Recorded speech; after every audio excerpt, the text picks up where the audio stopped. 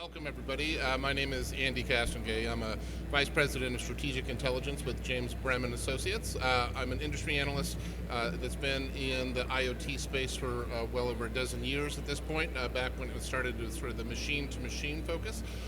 It is great to be with you today, and very big welcome to Harald Remmert from DIGI. I'm really pleased to be able to meet with you, particularly given all the disruption here at CES. Yeah. Great to see you in person. And so what I'd love to do is just open it up and ask you to sort of introduce yourself, not only in terms of your background, but individually, but also your current focus at DIGI. And then would love to hear a little bit more about this fancy award that you picked up. Yeah, we love it. So, so my name is Harald Remmert. I'm the CTO of Cellular Solutions at DIGI. That's my current role. I've been with the company for over 25 years, so different roles, mostly on the R&D side, technology side. Mm-hmm. My passion is technology, and I've been fortunate enough to ride the waves of wired and wireless technologies with DIGI. So it doesn't happen very often anymore. So really pleased about that. For those who don't know DIGI, so we're a IoT solutions company, so we're Mm-hmm. focused on mission and business critical communications. So we built, cellular routers, gateways, and a lot of other components that connect machines Mm-hmm. and people to networks. That's fantastic. And tell us a little bit about the award that you picked up here at CES. Sure, yeah. So we're very proud of this. This is the award we got for our TX64 cellular router, Mm-hmm. which is used in Chicago in buses, and for smart passenger counting. Okay. And so, so we won this in the smart cities category. So Nice. which is very exciting. Congratulations, that's great. And I think that's going to be a nice segue into our general discussion in terms of smart city, really being able to tie together.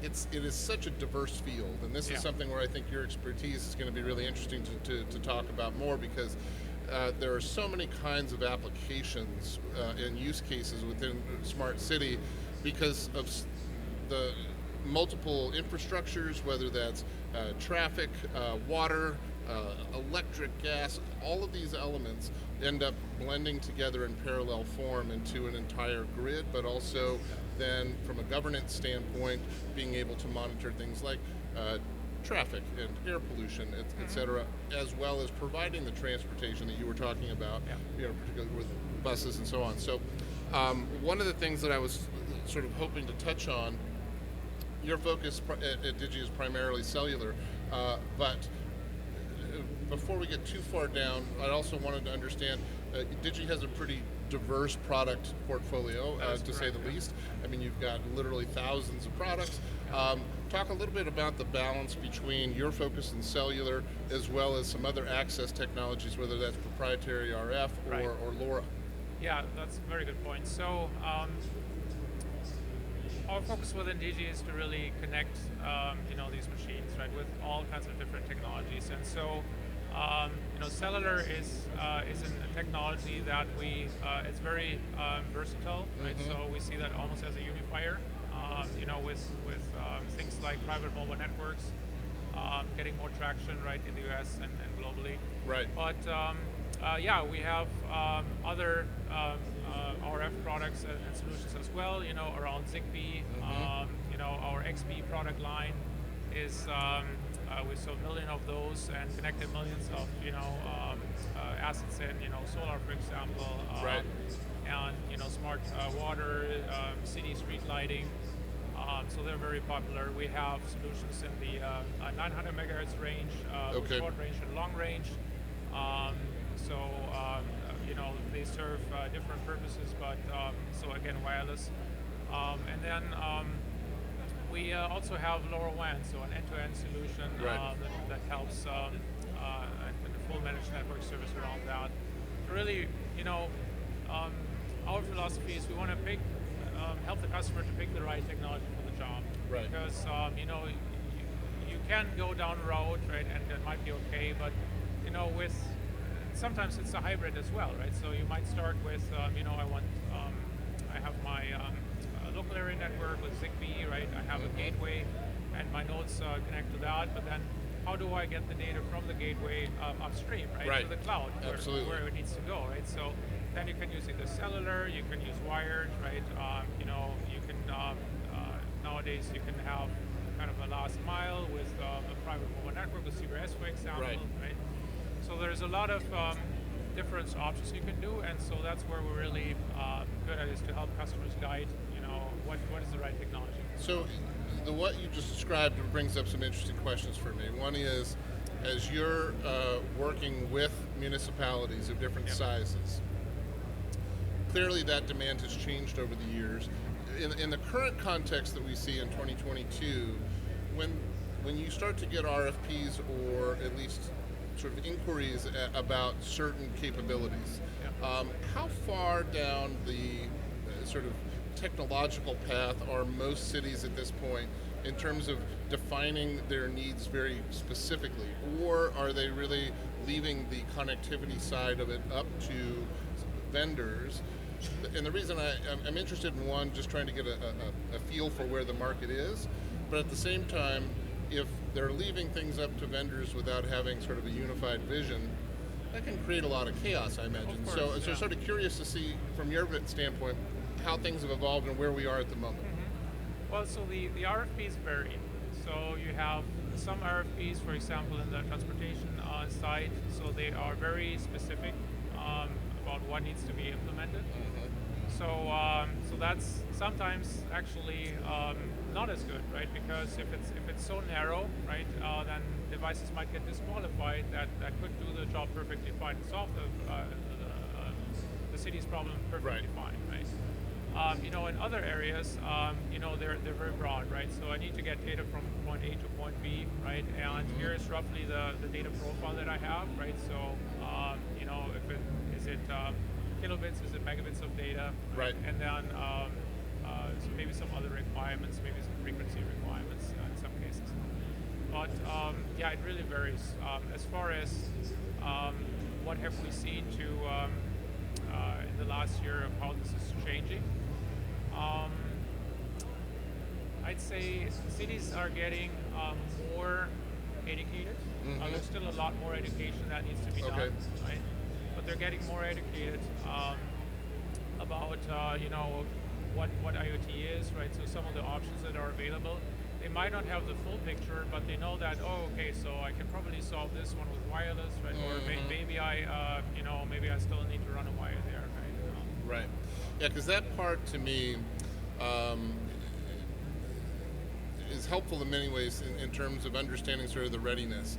The other interesting aspect of things that I used to work with a couple of mobile operators and sort of thinking through what types of services would really be best to push within the smart city realm and for what kinds of cities.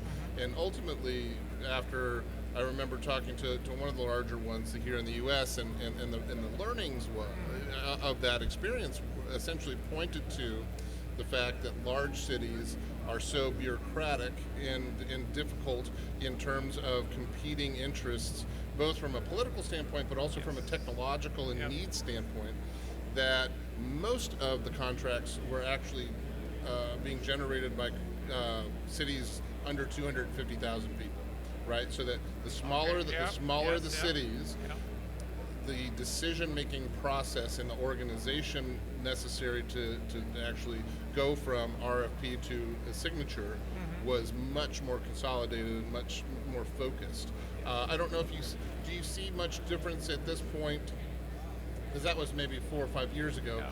Do you see much difference in at this point in terms of size and structure of a city as to how quickly they can push forward? Yeah, so there's certainly, the more people are involved, the more complex it gets. Right. And so we did a project, for example, with the New York City, with New York City DOT.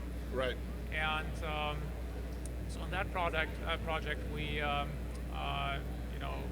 we're connecting all of the intersections in New York City Now this is the scope of this project is massive. Oh, yeah. So it may be helpful for the listeners if you could just sort of walk through what that means in terms of volume, because every corner on the city is a lot of corners in New York. It is. This is all 5 boroughs, I assume. Let's take it. Is this all 5 boroughs of New York City? Yeah. So Manhattan, Queens, etc. Yeah. So okay. it's so what we did is so we worked with one of the mobile network operators. So you have to have partners when you work with these smart cities. Right. And we really had to navigate, the DOT part, then the security, and then the mayor was also involved. So so very challenging. However, so this project is 14,000 intersections that are connected, and the problem that they needed to solve is they had a system in place, so which was actually good, right? And you would expect from a large city like New York. And this was put in place after 9/11, right? Mm-hmm. So, but it was put together very hastily, maybe with not such good technology choices. Okay. And the result was this was really aging, and the city had over 4,000 communication connectivity issues per day. Wow. Right? And 4,000 a day, right? So that's a lot of work that you have to follow up, maybe send somebody out, right? And it was just not working. And so after we put our solution into place,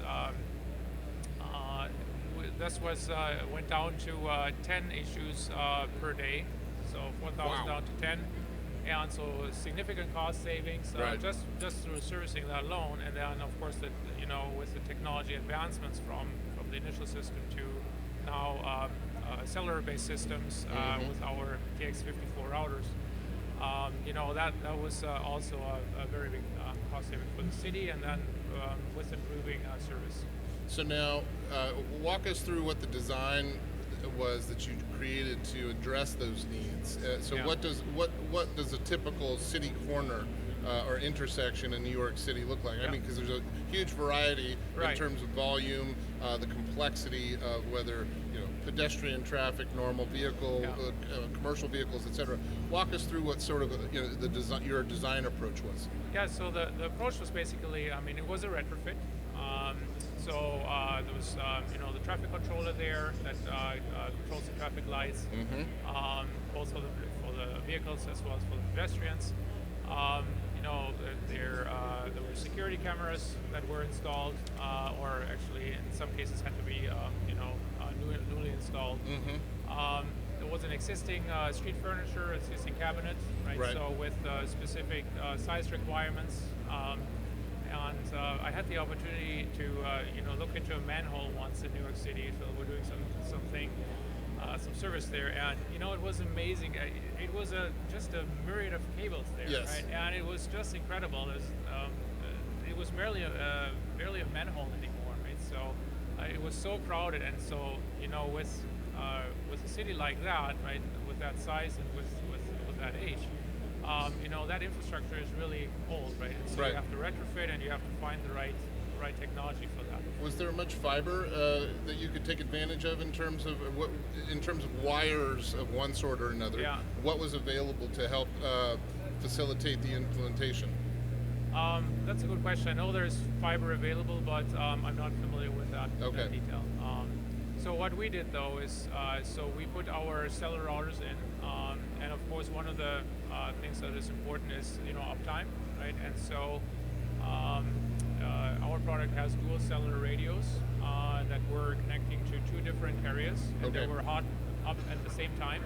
So if there is an outage with one carrier, right, or interruption, so then it was a seamless failover to the other one. So really, and that's how they got to the significant uptime. And then other things, included some peripheries like a switch, and then antenna. We worked with an antenna vendor because that also had to be retrofit, in the street furniture. Right. And then we worked with an installer to, put all of that together, pre-kit everything, and then put it in place. And in order to sort of enable and ensure high quality of service, was there much tweaking that needed to be done to the cellular carriers network to ensure proper radio placement and sort of positioning? There was probably some of that. So the mobile network operator, took care of that, obviously. Also, then on the management side itself, right? So DIGI provides the device management solution for that, and Okay. then we also did some customization, like dashboards and things like that. Oh, okay. To make it really simple for the city to see, what state the intersections are in, if everything is up and running or not. Are there, and then, so in addition to traffic management and sort of device monitoring, right, to make sure that things are working, are there other services that New York is sort of laying on top of this network, or is it sort of exclusive to the traffic management? It is traffic management and security. Okay. So security cameras. Okay. So public safety there, right? So making sure that you see what's going on the street, and that's a general theme we've seen is that with in the last 2 years specifically, right? So in the past you could maybe very easily send somebody out, right? So there's a cost involved, but you might not be able to do that anymore because you might have reduced staff available, right? Or it might not be safe anymore, right, to do that. So by having this remote connectivity and being able to sense and see, right, and that really has picked up significantly and really helps to keep cities going. Right. Now, New York City in the past has experimented with public Wi-Fi networks, as well as a very attractive and sort of unique set of kiosks for public information. But those are obviously sort of parallel systems in many ways. Do you see a trend in cities trying to unify the communications infrastructure to be almost like a neutral host for multiple services, or are we still primarily looking at solution-based networks? It depends really on the city. Okay. So, in a lot of cases, the cities are still trying to solve one problem, right? And, if possible, then maybe if there's another problem that can be solved with the same system, great, right? So that's cost savings. But it's still very, very independent. There are some cities, like actually the city of Las Vegas here, who has put in a CBRS network citywide, and they had a couple use cases in mind initially, which they executed, and then they saw, and with the city, they saw the success of that program, and then they started to use and find other use cases, right, and started to coordinate between the different departments to use that network, right, and for city communications. Now, if you compare the New York City example, that's a large public operator handling the cellular network side. Was that all sort of public spectrum that was just being sort of focused with unique? Okay, interesting. And so, but CBRS, as you mentioned, really opens up all kinds of possibilities where you're not going to face that same potential conflict of traffic demands over usually public airways, correct? Right. Yeah, that's correct. Yeah, I mean CBRS is or private mobile networks in general, right? So they're really, in my opinion, the next big thing, right? So you can have a like the name says, private network. So the data traffic does not traverse over public networks. So it might be eavesdropped on, right? So you have your own SIM cards, right? So you have your you can control where the data flows. You can control what level of security you want, right? Enable and disable devices very quickly. Right. And it's all in your own control, right? And so we see a lot of interest in that.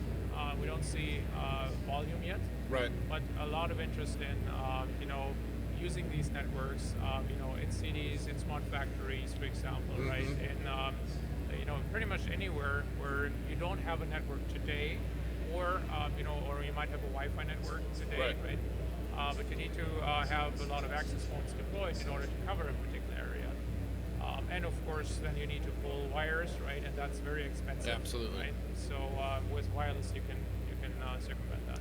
And so, in those scenarios, you mentioned sort of a key aspect of this, which is security control and management. Walk us through some of sort of the key aspects from your perspective on how cities can start to implement these types of networks, and what's important for them to consider in terms of the architecture for top-level security. Because a lot of these, if we are shifting to bringing on more mission critical components of either infrastructure delivery of one service or another.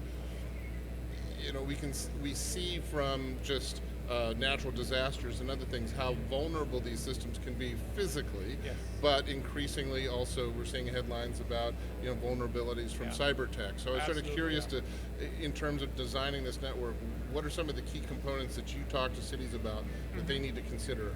Yeah, that's a very, very good point. So, so our philosophy is to do depth and depth, Right. and so basically layer security on top of security, so that if one layer gets breached, that there's still another layer to protect Right. the data. And we do this when we talk to cities. We do this by starting at the hardware level. Mhm. And so we have security designed in at the hardware level, and then for example, a secure element to store keys and things like that. Right. So if somebody would take a device, right, they could not get access to encrypted information, for example. Right. Keys like that. And then so starting at the hardware, then at the software side, what we're doing is we are doing security scans, right? Internally, that's just baked into our processes.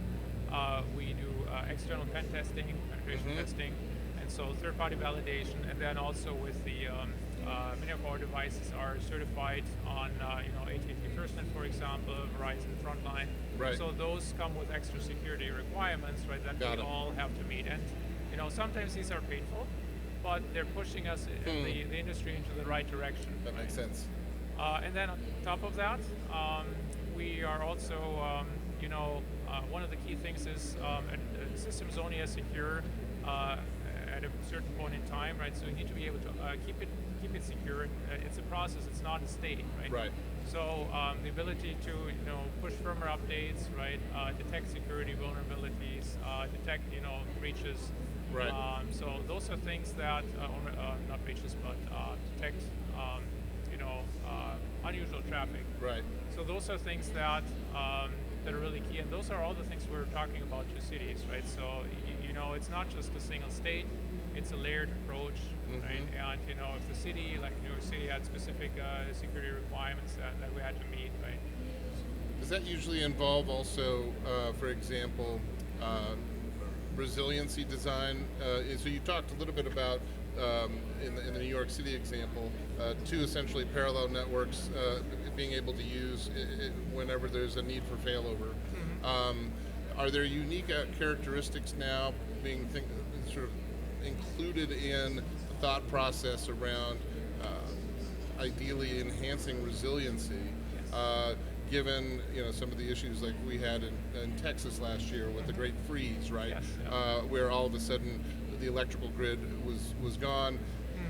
Battery backup is only so good for so long in normal designs or conventional Right. designs. Yeah. So what kinds of things are you thinking about in terms of smart city design to make sure that the vital services that go over these IoT solutions are up and available as consistently as possible? Yeah, so I guess there's a couple of things that we're looking at. So obviously communications resiliency, right? So being able to have either a single radio with two SIMs so that you can do kind of a full failover. If one network goes down, right, so you failover, it's a blind failover to the other network, right? If that's up, great, right? If not, you fail back and basically flip-flop. We're also then in the case where you have multiple radios, right? So that's better, right? So that gives you better uptime. Right. And so in that scenario, most likely are you combining cellular with other access technologies for more diversity, essentially? That, and it depends on the what the customer how they want to lay out the network. But some use, for example, still a wired connection as a primary, and then cellular as a backup. So that's actually still a very common case. With 5G, we start to see that changing, right? Right. So where 5G is fast enough, and even sometimes faster as the wire that's available. And so we see customers then using 5G cellular as for fixed wireless access as a primary. I see. Right. Right, and then maybe have a second SIM, right, and then going down that route. So Okay. let's see. We also have in our products, so we have many products that are extended temperature range. So in the case of a freeze, right? So if you have 0 to 40 C, right, versus minus 30 to plus 70 or so, right? Right. So that's what resonates well with these customers, right? Because they want to, the device is often outside in the open, right? And so you want to make sure that that device is up to the task. Now, you talked a little bit about both New York and Las Vegas in terms of installing infrastructure in normally fixed locations, right? And right. sort of providing that private network here in Las Vegas. Let's talk a little bit about the work that you've been doing in terms of the routers that are going into vehicles and other types of equipment. So let's talk through what this means for a city bus or say a trolley or some sort of metro service. How does this enhance what they do? Not only in terms of providing service to the public, but also coordinating that infrastructure. Yes, yeah. So within our transportation solutions, so we provide the main connectivity to the buses, to the light rails, to trains, and paratransit, and so we're basically the main uplink, Right. And after that, it depends a little bit on what the bus operator wants to do with it.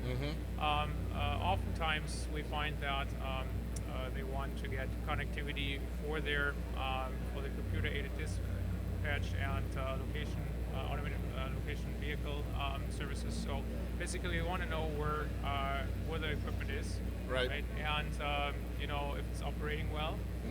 And they want to send the driver if there is a fixed plan, but if there's a change, right, they want to relay that. The benefit of that is they know they have a better insight into their operations, right? So, and especially now in the context of COVID, when you look at passenger counting and things like that, right? And the ebb and flow of customers using public transportation. Right.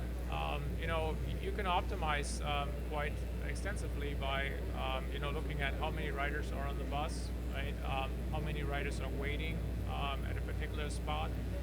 Is the bus, when we had like 30% occupancy requirements, right? So, or 50 or so. Will the bus be able to handle that, or maybe as an operator, do I need to put a new bus on the street, right? Or if I have too much of a demand, should I take one off, right? Right. So doing that, and then providing the rider, with an application that says here's when the next bus is available, right? So knowing where the buses are, sending that back up, and then pushing that back down to like an app on the phone, right? And knowing and giving the rider, the estimated arrival time. So that really provides that interconnection between the physical world and essentially virtual service updates and engagement with customers, so that they know as a passenger if things are on time, how they are going to reconnect if a particular bus is down, etc. Yep. Can we also talk a little bit about sort of any of the services that are generated, whether that's digital signage or other types of things that can exist within the bus for the passengers? That is correct, yes. So you have in the bus, you see more and more electronics, right? So outside of the driver compartment, you have a lot of security cameras, right, to keep the bus safe and riders safe. You have the digital signage that is for the travel information, as well as advertisement, right? Right. And you can push that down to the bus. It does not have to be static anymore, right? It can be dynamic, right, based on the location of the bus or the vehicle. Based on if somebody wants to promote something, they can push that content down, right? So we see more live streaming with the higher speeds that are available, right? Versus just storing forward, or maybe store once and then let that run for. And generally in these sort of bus projects, is there already a fairly well-established fleet management platform that you need to adapt to, or are many of these systems still sort of open to new platforms? Yeah, so it's interesting. So in some buses you have systems that are a little bit more integrated, but it's still a collection of different hardware, different boxes, and in the worst case, so what I've seen at the after show, they had a bus and they had like 3 cellular radios in there, and a video recorder, and a lot of redundant systems that were not there for redundancy purposes, Right. but they were just there because someone put this system in and then the next one put that system in, and there was no talking. So there's a lot of opportunity to really turn a vehicle like that into a you can call it a moving edge data center, Right. where Right. you have that data center and you have the connectivity, and then all the other applications are running on there. Right. And so there's another interesting trend, which is that as we are shifting from sort of traditional, conventional digital mapping to more HD mapping and extreme precisions type of instruments, municipal vehicles, as well as consumer vehicles and other fleets, can actually start to change in their nature to some extent, right? I mean, they do all the things that you've just described. You're getting data to make sure that the vehicles are running properly, through fleet management software and life cycle management. You can do fantastic things there. You can make sure that they're running most efficiently, and then also really enhance the quality of service that passengers get. So we've gone through all those scenarios, but then at the same time, because of the unique nature of municipal vehicles really getting access to literally the entire city, they can also become sensor, absolutely, like a huge array of sensors that are on wheels almost 24 hours a day. What level of interest do you see right now in terms of using either vehicle sensors or outside cameras to enhance either mapping or sort of using computer vision technologies to sort of build on this amazing array of sensors? Yeah, so we haven't seen much, to be honest. So Okay. we have with our products. So what we have done is we're scanning for networks. We're scanning for devices, and some cities put like anchors in, and you can kind of see when the bus is progressing, right? So if they're hitting a certain anchor, you can sense how many people are around a particular vehicle. So you can start sensing that. So that is something we're actively doing. But as far as adding other, like using outside cameras and basically augmenting the security cameras that are maybe at an intersection, right? I haven't seen that yet. That doesn't mean that it doesn't exist yet. I'm just not aware of it. Yeah, because certainly there's been a trend within private fleets to use external cameras for all kinds of things, but traditionally it's been focused on having a physical, a digital record of driver behavior, vehicle incidents, crashes, and these types of things, so that in the event that there is some sort of crash, you have the record that can be then verified with local enforcement, law enforcement, but also perhaps most importantly, the insurance companies to be able to adjust claims, etc. So, that's a unique element. And then there was another piece that's starting, well, it's been emerging for a while now, but when we start to think about the future development of autonomous systems, all of the AI that goes into driving vehicles in an autonomous, high level of autonomy, they need to be trained. And so because there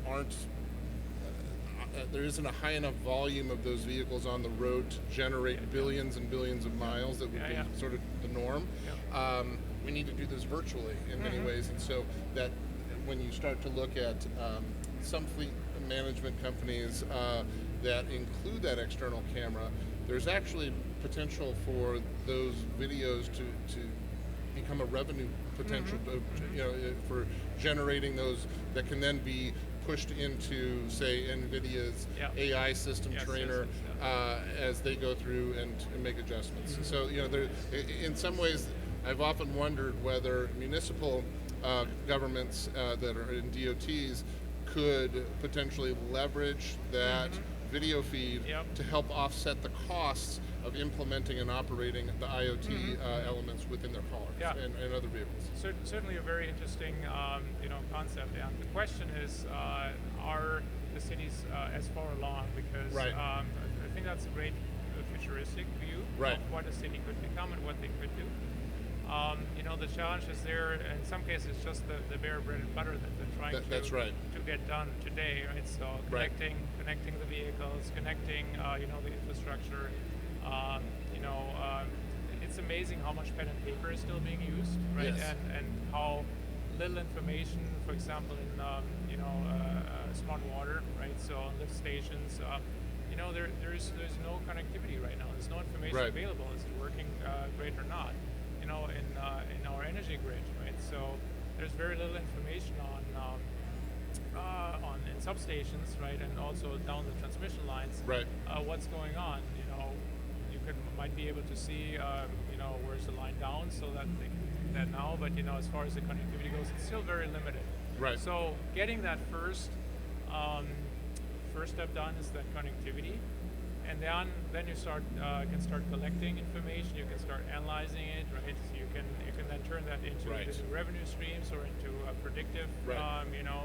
analysis or predictive outcomes to either save cost or service a machine before it fails, right? So those are all things that can come. Right. And I'm super excited to be in this industry at this point in time, right? Because cities were, as well as other areas, they were so hesitant on IoT initially, right? So, oh yeah, it works. Why should I, connect something? Right. So now it's the opposite. So, as part of the digital transformation, I really want to get my stuff connected, right? Right. And COVID and truthfully also some of the stimulus money that is available has accelerated some of that thinking. Do you feel like some of the inefficiencies of systems that have been exposed during this pandemic have elevated in the minds of municipal decision makers the need for better controls, better systems? I mean, has it exposed enough vulnerabilities that they start to recognize how crucial this is? Absolutely, yeah. And the system is many of these systems are designed for a particular use case and for particular patterns. Right. So with COVID, there was a big disruption in patterns, right? So people weren't using public transportation anymore; they're working from home, right? So the network connectivity, all of a sudden, enterprises were challenged with not having everybody in the office anymore, right? But providing connectivity from home, right? And great connectivity and security, right?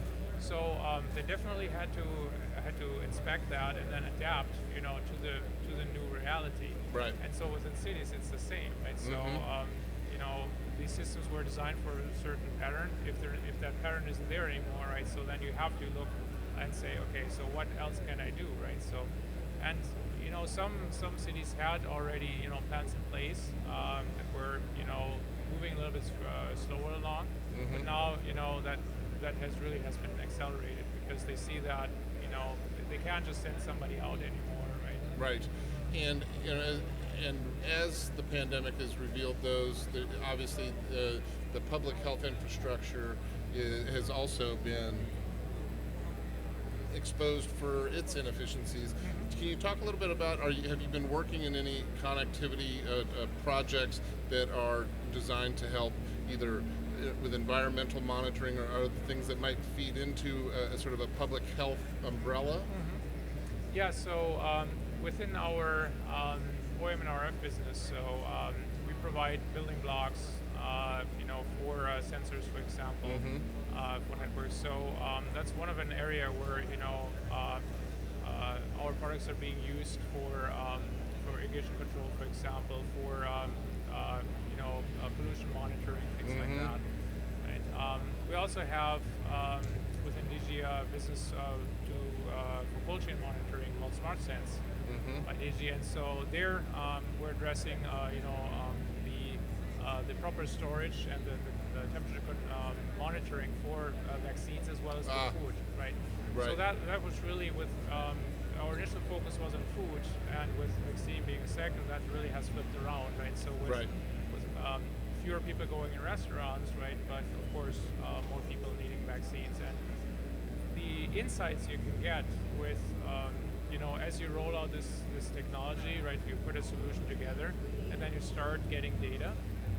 It's really fascinating, right? So you can see, obviously, when a refrigeration unit is not working properly, right? So you can detect that.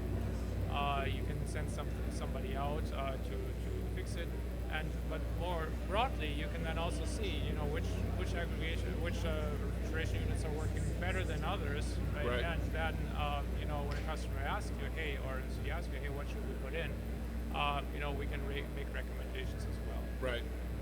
Likewise, so one of the things that we found as well, so we added a battery to our device, and in some cases power goes out, right? And if you have food in the fridge or in the freezer or medicine, right, you might not know that if you don't know that it was a power outage until the next day, right? Everything looks normal, right? But the food might be spoiled or the medicine's bad. That's right. So you get that 24/7 monitoring, right? And you can send alerts out to say, hey, there's something going on, right? It might not be with the fridge, but it's a power outage of your store. Right. Hey, go save your produce, right? Or save the vaccines. So as we think about 2022, fingers are crossed that this pandemic starts to cool down and we can start to get some level of normalcy back.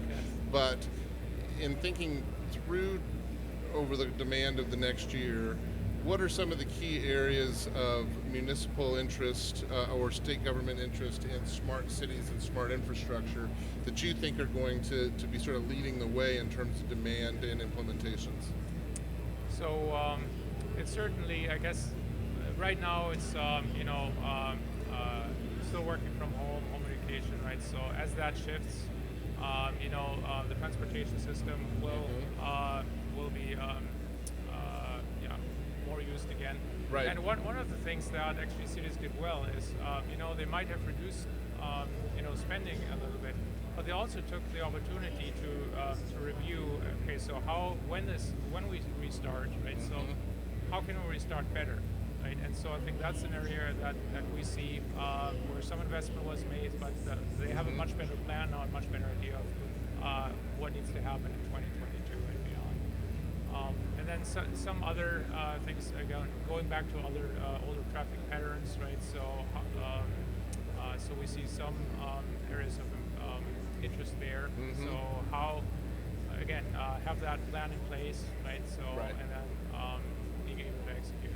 Now, with some of the recent sort of federal funding that has been passed, at least it hasn't really been implemented yet, but there seems to be a fair amount of focus in terms of trying to help implement greater electrical vehicle charging infrastructure. Walk us through sort of some of the things that you're working on related to not only grid, but more specific to sort of the electrical vehicle industry. Yeah, so in EV charging, so you obviously there needs to be some backhaul communication, right? So and depending if it's a single charging unit, right? So that might have cellular built in, one of our cellular modules. If it's a farm of chargers, right? So then you might have a gateway approach where the gateway does the uplink, and then you might have a ZigBee communication, right, between the different chargers. So we're involved in some of those projects. As an extension to that, we're also in a lot of solar inverters on the other side. So on the generation side, and we see some coordination there where you have maybe a parking structure or a parking lot, right? So we have solar panels, right? You have the EV chargers on the bottom, and of course not all there's not enough solar to charge all of the EVs, but at least it can offset some of that, and it can provide shade as well. So we're we're working in some of those areas. On the smart grid, yeah, for sure. I mean, there's a lot of opportunities. Smart lighting, same thing, right? So turning street lights on and off on demand, right? Dimming them down to conserve energy, but then lighting them up again if there is activity. Yeah. That can be a very significant part of a municipal budget if not treated properly, as you described. So, that I consider to be sort of table stakes for most cities trying to wrestle with budgetary issues, and also, it's really just such a great project to initiate. Oh yeah. In part because not only do you achieve that, but depending on the technologies involved, that can also be the basis for your parallel network, for private network development, et cetera, exactly, because of the light pole infrastructure.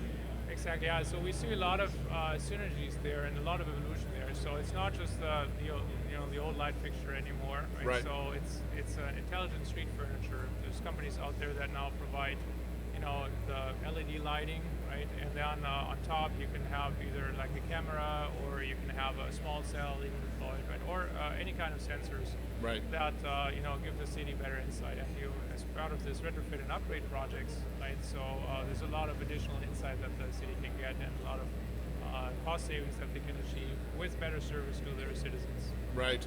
And do you see, for 2022 that sort of mobile private networks for cities, do you think that's going to be a pretty consistent trend in terms of demand, or is that still a relatively small part of city sort of concern and interest at this point?